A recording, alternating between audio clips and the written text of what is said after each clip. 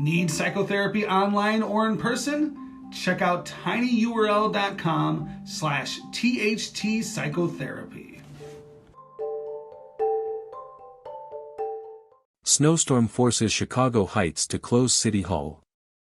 Snowstorm forces Chicago Heights to close City Hall, Chicago Heights, Illinois. Snow was on everybody's mind at Wednesday night's Chicago Heights City Council meeting. The Chicago area was hit by a major snowstorm, and Chicago Heights had about 10 inches of snow dumped on it Tuesday and Wednesday. City Hall was closed Wednesday afternoon because of the winter storm, and garbage pickup on Wednesday and Thursday was also postponed. And students at Chicago Heights School District 163 went to remote learning Wednesday because of the storm.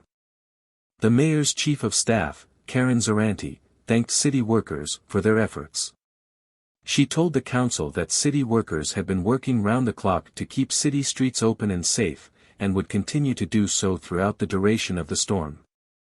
Fifth Ward Alderman George Brassi also lauded city workers, saying, "The snowstorm we have experienced in recent days has been terrible, but the City of Chicago Heights Public Works Department has done an excellent job in maintaining the roads during the snowstorm.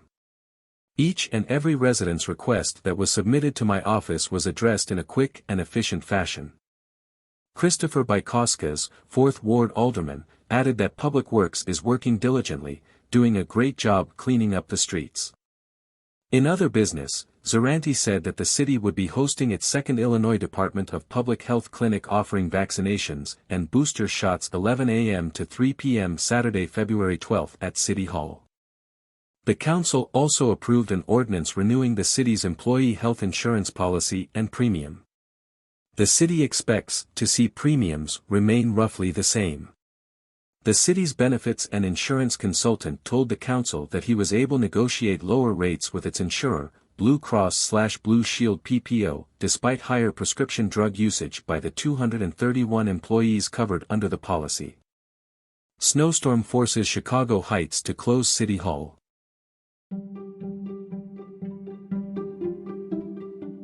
The George Brassi podcast is made possible with funding provided from Brassi Global Strategies LLC, a leading political consulting, public policy, government affairs, and research firm. Are you interested in running for elected office? Need advice? Call or email George 708-769-5015. Brassi Global Strategies 1@gmail.com.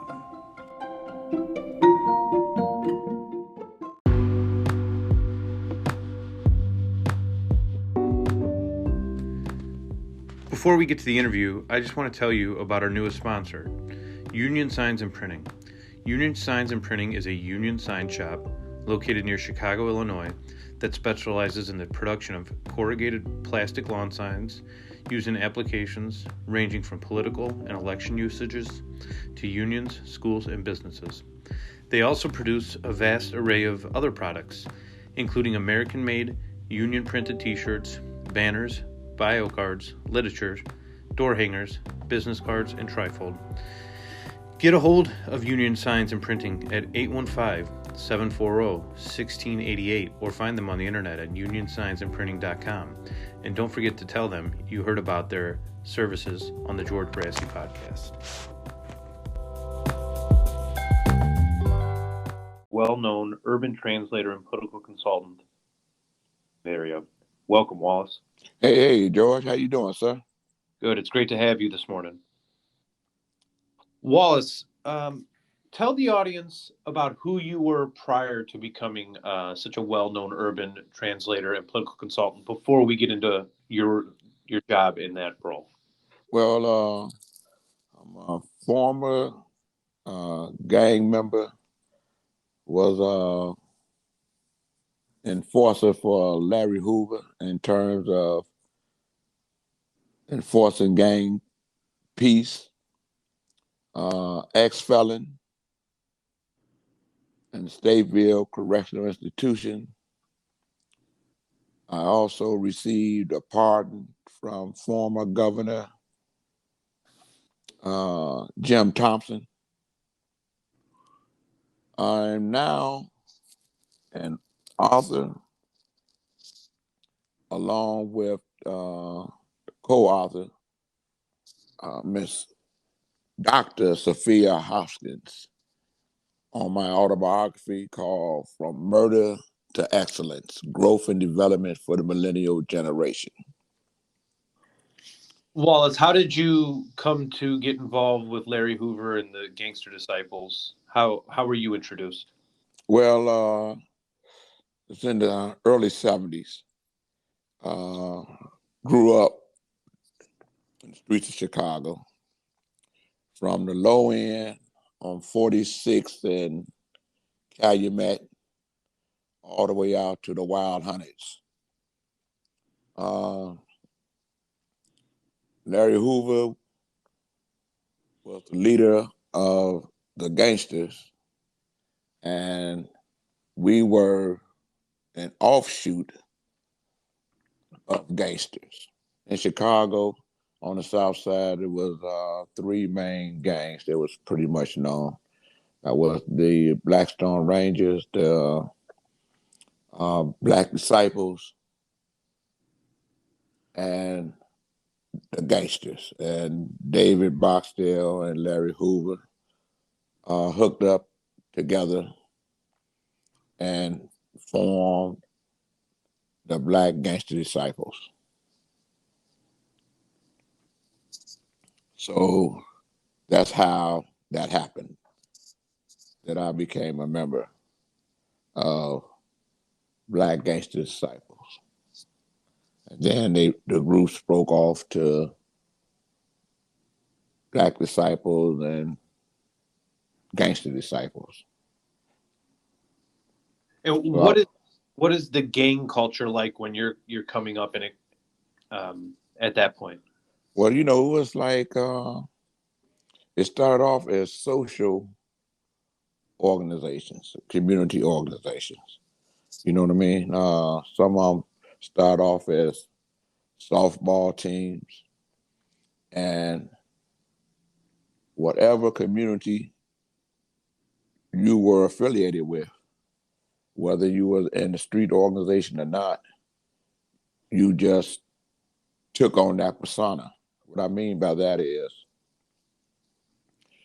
hypothetically, say from 46 in Calumet to 50th in Calumet, it was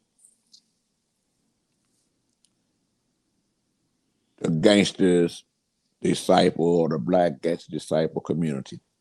Now, whether you were a part of the street organization or not, because that community was known to have that street organization in it, people in other communities just alleged that you were a member and just made you a member. You know what I mean? Mm-hmm. And back then, we had rivalry. We fought then more so than what we're seeing today, where individuals just coming through communities and spraying communities. There was a code on the street, or there is a code on the street to this day, where if an individual had a beef with another individual, if they ran into one another on the street and that individual was around innocent bystanders or was with his children or his family, each one of them would give the other a pass so that innocent bystanders, especially women, children, and the elderly, wouldn't get hurt. Today, you're seeing where all the children that's being shot is innocent bystanders, elderly, women, and elderly men are being shot because the individual has a beef with another individual. And I believe, in my opinion, that that's because the media has put out there that that code no longer exists, when that code do exist. Case in point, when a firefighter got killed, you saw where the whole communities came together. Individuals that were former gang members, fraternities, sororities, police, the firemen, elected officials, business leaders, religious leaders, all came together and said that those individuals had to be apprehended and no one should cover them or hide them. And they end up catching all four of the individuals who were responsible for that fireman being killed. In Cabrini Green, when a young child got killed, the community came together again. And that individual who was responsible had nowhere to go. He was apprehended. Me, Andrew Holmes, has received proclamations from the city of Chicago for helping the person that I killed, the school teacher on 79th, and helping the community to come together with law enforcement and business leaders and religious leaders to help that individual to get apprehended because there was nowhere for him to go, to the point where he would go somewhere and then law enforcement would go and get him because they knew there were no weapons there. So what Larry Hoover did with helping to formulate 21st Century Vote and United in Peace was made it where individuals was able to go from a negative to a positive. Well, one of the main books that influenced me, along with The Boss, that was written by Mike Royko, was this book From Gangster Disciples to Growth and Development that was written by a young brother named Rod Emery. It was From Gangster Disciples to Growth and Development, the blueprint. And the prefix was written by Dr. Nehemiah Russell. Wallace, can you speak a little bit about that transition from gangster disciple to growth and development and what that means today in 2021? Well, what that means today is that everybody grows and develops to something better from their failures, you know what I mean? From a negative to a positive, you can't help but grow. It's a transformation from going from a negative to a positive. One of the things that we felt was that if you were able to make young adults become civically minded, like we're seeing now with this Black Lives Matter movement and how it has grown and developed to the point that it's helping to write policy or get policy written to eradicate systemic racism, as well as finding a way to make police officers more accountable for their actions. That's growing and developing. You take a negative and you make it a positive. Wallace, when did your interest in civic engagement begin? My civic engagement began and really in 1977, but I got really involved in it in 1983 when Harold Washington was elected mayor of the city of Chicago. So in that time, Wallace, in 1977, you're how old? And in 1983, you're how old? Well, right now, I'm 69. So okay. You can do the math. Okay. So, but at that time when you became civically engaged, are you done with your sentence? Are you in? Yeah, I was out. You're I was out. done. I got out. I was out the penitentiary. I've been out the penitentiary for over 40 years. I've had my pardon for over 25 years.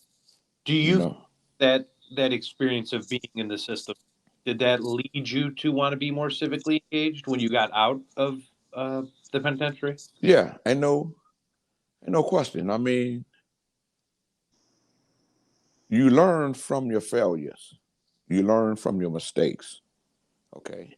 I learned I had I had a burglary and I got probation, 2 years probation.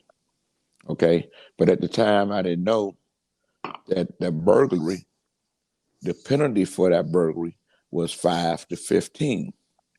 Okay. And later on, I was at we call like an after hours joint. And this guy got caught cheating. There's a lot of guns and drugs was in there. The police came in the place because a person was walking past and saw me arguing with the guy. Okay. So I get arrested.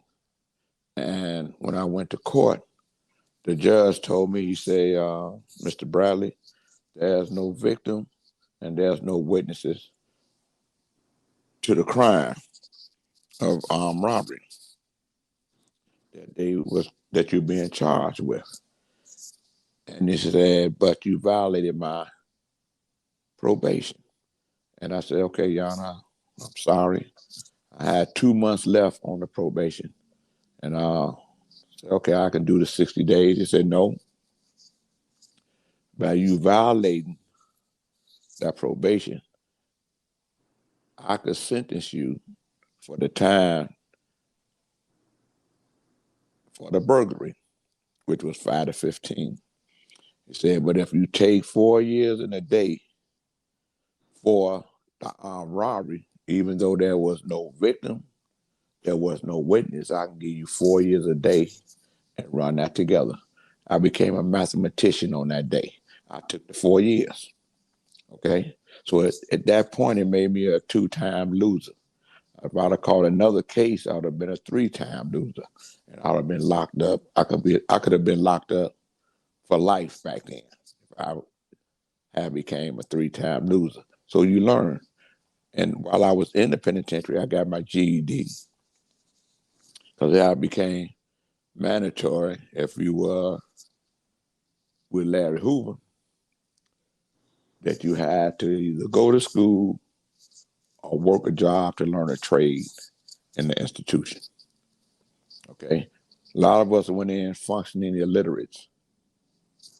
And a lot of us got degrees within the institution, especially if at least your GED. So when I came out, I got registered to vote. And then in 86, I became a part of Cook County Jerry Butler's campaign, and he was running for Cook County Commissioner, and he won. And he brought me in as his administrative assistant. And that's how I got to working inside of government. Jerry Butler, I became the chairman of the law enforcement committee for Cook County. And under that committee, the state's attorneys was under that committee. The Cook County Jail was under that committee. Anything having anything to do with law enforcement was up under that committee. So my responsibility was to go to the county jail to make sure that everything was right and proper. So I went from being an inmate in the county jail to being someone that was going to the county jail to monitor, to make sure that the administration was doing the right thing for the inmates in the county jail. What a redemption story, Wallace. Yeah. Wallace, and you've also you mentioned this judge that gave you this sentence. You've helped a lot of judges in Cook County get elected. Can you talk a little bit about what an urban translator does? Well, what I do, I explain to the people in our vernacular of the importance of the justice system. Okay? I let them know that you need to know who the judges are before you just go and just pick judges just to get out the booth. You know what I mean? Mm-hmm. Okay. And there's one judge, Michael B. Hyman. He's an appellate court judge now. I was instrumental in him becoming an appellate court judge as well as a circuit court judge. And Judge Pincham knew Michael Hyman, and he introduced me to Michael Hyman. And they didn't believe that a Jewish judge or someone that was Jewish could win a countywide election because they were Jewish. And during the slating, Judge Pincham had me come into the room with all the committeemen. And he and I, that I know of, were the only two who weren't committeemen. But all the committeemen looked to Judge Pincham to pretty much advise them on who was worthy of being a judge. So Judge Pincham asked me, he said, Gator, what do you think about them telling Hyman that he couldn't be elected countywide because he was Jewish? And I said, Justice, what if the Jewish committeeman and the black committeeman got together with their weighted vote? They will have the most weighted vote to the point that he couldn't be denied a spot on the ballot. And that's how he got on the ballot. And then sometimes made a big issue of the fact that he hired me, a former gang enforcer, to work his campaign. And they did 3 stories on us in the Sun-Times in one day. Judge Pincham was sick, and I didn't know at the time. But he was at Northwestern Hospital. And when he saw that article, front page story, he had John Davis, who was the media advisor to Judge Hyman, to call a press conference at City Hall. And they wheeled him off the elevator at City Hall. And he stood up on the podium and gave a press conference and said, not only do Judge Hyman have the right to be elected Cook County Circuit Court judge, but he had a right to hire me to be his urban translator and his political consultant so I can convince the Afro-American community that this was a man that was worthy of being on the bench. And he won that election. Today, I'm helping Judge Rena Van Ty and Judge Sanjay Taylor, who are Asian Indian descent, the only Asian and Indian descent who are circuit court judges within Cook County. And I believe they may be the only ones in the whole state of Illinois. So you can't say, in my opinion, a fair judiciary should exclude anyone that's worthy of being a judge, because diversity within the judiciary make it where everyone is entitled to a fair trial, in my opinion. So I'm working their campaign as an urban translator and a political consultant. But how I became an urban translator is because the case of Aaron Patterson, who was a tortured victim, who was also on death row, and George Ryan gave him a pardon. And he jumped on both of his attorneys in the courtroom because he was against the judiciary system because he couldn't trust it. Okay, John Burge, them had tortured him. The court system had put him on death row, even though they knew they was tortured. They knew that former state's attorney Daley, who had became the mayor, was of the torture. So he told the federal judge that he called my name out. I'm in the courtroom. He said, Yana, Gator is going to help me get a lawyer. She called me to her bench and said, Gator, Mr. Bradley, you got 24 hours to try to find this man a lawyer. Or we're going to just appoint him one. And I asked her if she could make that a court order. She made a federal court order and it shot me into the system. So when I found the lawyer convinced the judge that Aaron would listen to me and the analogy of a translator. And he said because Aaron Patterson was a leader within the Blackstone Ranger Street organization, and I was a leader within the Gangster Disciples Street organization. Aaron Patterson got a pardon. I got a pardon. I ran for political office. Aaron Patterson ran for political office, and he had created a culture.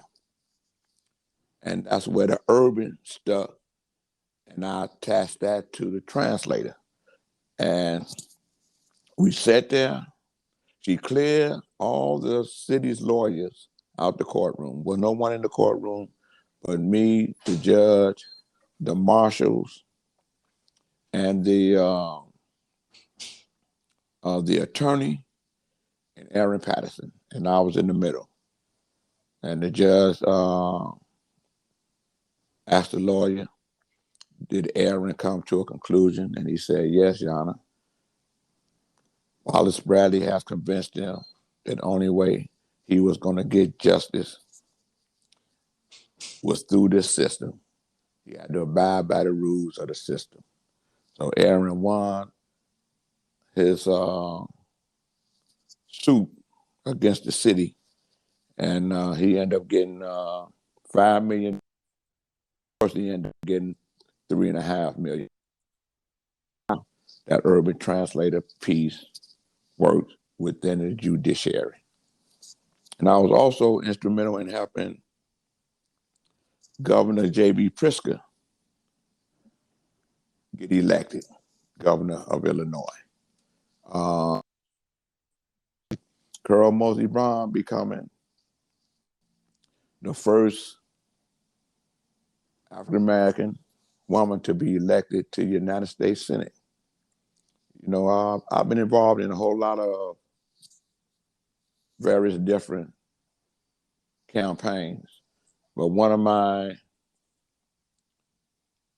biggest campaign that I'm pushing now is a social justice type of campaign where I feel that Governor J.B. Pritzker need to enforce the Nursing Home Care Act, Section 8, against nursing homes that are in compliance.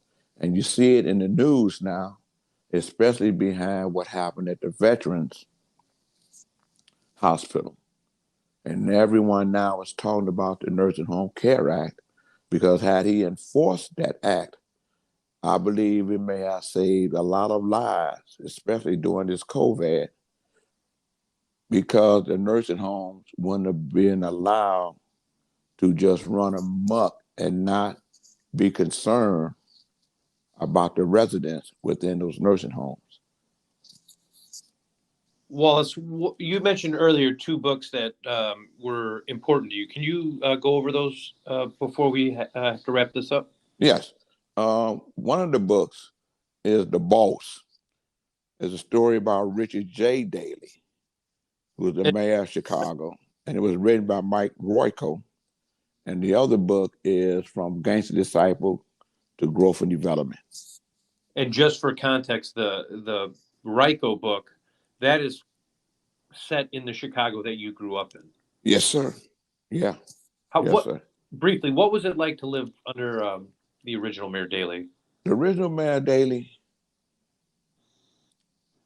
it was wild, in my opinion, because he had the power, okay?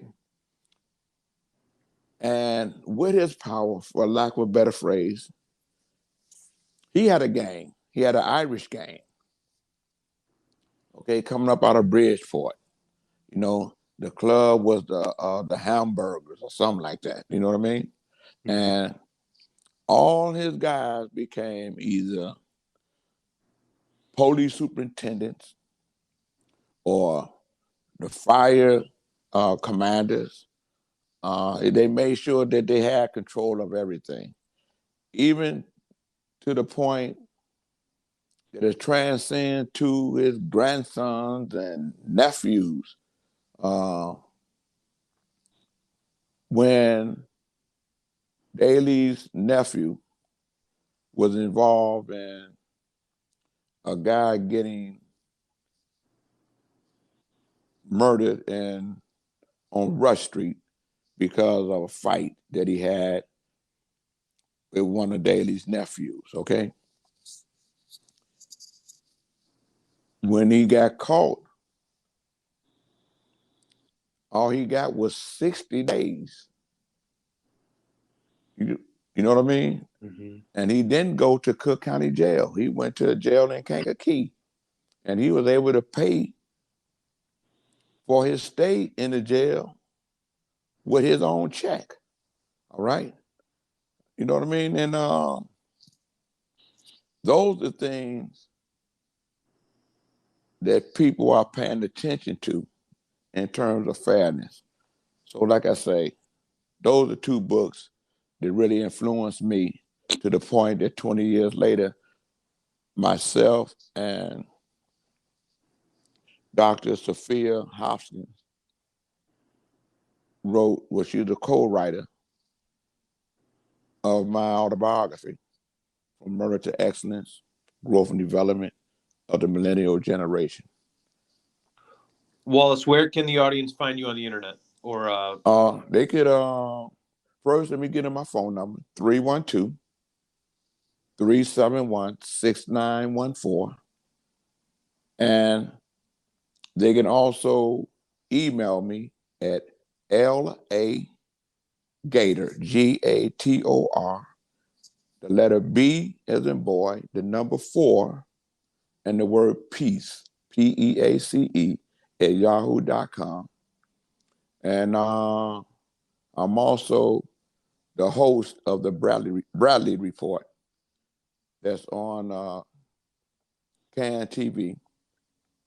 But they can reach me at my public number. I'm accessible. And one thing I do know, I don't know all that I can do, but I do know that I wanted to help those with whatever it is they're trying to do.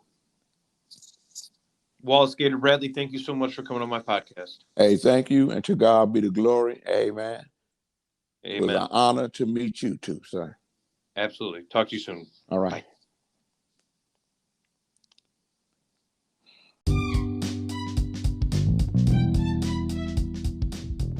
Help George stay on the Chicago Heights City Council. Go and donate today at tinyurl.com/AldermanGeorge 2023.